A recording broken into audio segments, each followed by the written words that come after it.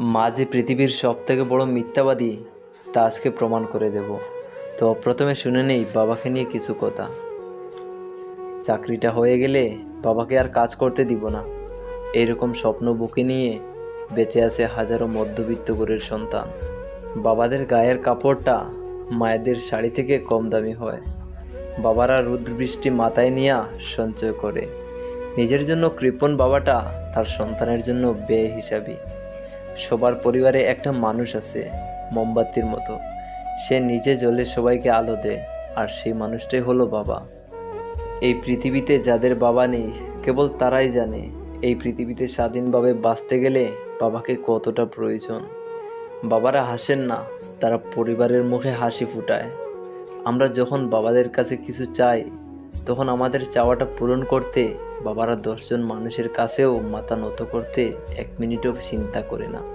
মাঝে মাঝে বাবারা আমাদের কিছু চাওয়া পূরণ করতে পারে না, তখন আমাদের অনেক মন খারাপ হয়। কিন্তু আমাদের অনেকের জানা নেই আমাদের চাওয়াটা পূরণ না হওয়াতে যতটা কষ্ট পাই তার থেকে 1000 গুণ কষ্ট বাবারা আমাদের চাওয়াটা পূরণ না করতে পেরে পেয়ে থাকে।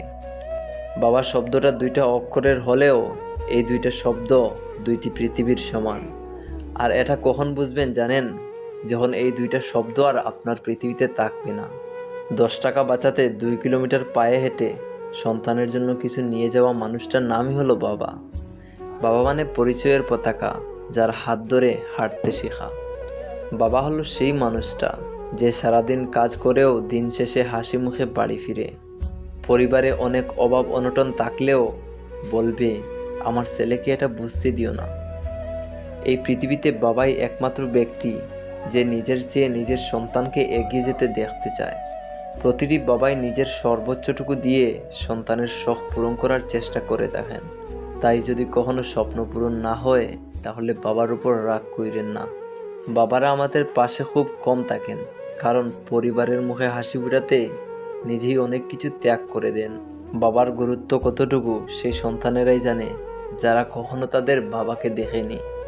সবচেয়ে অসহায় সেই ছেলেগুলা যাদের বাবা মারা যাওয়ার আগে কোনো রোজগারের ব্যবস্থা হয়নি। যখন তুমি ছোট ছিলে তখন বাবা তোমাকে আনন্দ দেওয়ার জন্য নিজেই বাচ্চা বনে যেত। দুনিয়ার সব মায়েরা মিথ্যাবাদী হয়, সব মায়েরা মিথ্যা কথা কয়।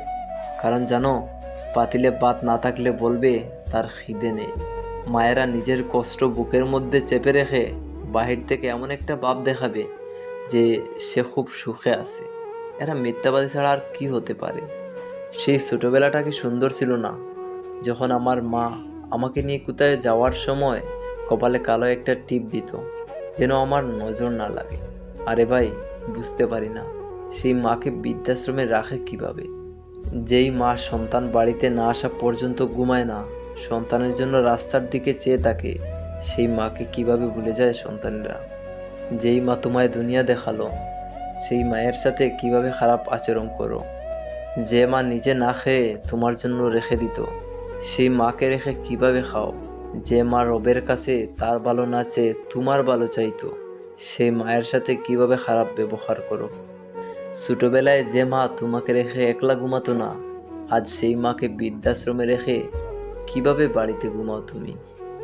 আমি সেদিনই বুঝতে পেরেছিলাম যখন আমি অসুস্থ হয়েছিলাম এবং আমার মাথাটা মায়ের কুলে রেখেছিলাম। বুঝতে পেরেছিলাম মায়ের কুলটা কত বড় জিনিস। জীবনটা তখনই সুন্দর ছিল, ছোটবেলায় যখন মা ঘুরে বসি নিজের হাতে খাইয়ে দিত। একবার একটা ছেলে তার মাকে বৃদ্ধাশ্রমে রেখে বাড়ি ফিরছিল। বৃদ্ধাশ্রম থেকেও তার মা বলল, সাবধানে যাস বাবা। একমাত্র মাই পারে তার সন্তানকে নিঃস্বার্থভাবে ভালোবাসতে। কোথাও থেকে বাড়ি ফিরে সর্বপ্রথম মাকে ডাক দিই। হতে পারে মায়ের সাথে কোনো কাজ নেই, তবুও মাকে দেখার পরে আলাদা একটা শান্তি আসে মনে। রবের কাছে একটাই প্রার্থনা, মা ছাড়া যেন কোনো গড় না হয়, আর কোনো মা যেন গড়হীন না হয়। সো ভিডিওটা ভালো লাগলে একটা লাইক দেবেন, কারণ আপনার একটা লাইক আমাকে পরবর্তী ভিডিও বানাতে উৎসাহ যোগায়। ধন্যবাদ, সুখে থাকবেন।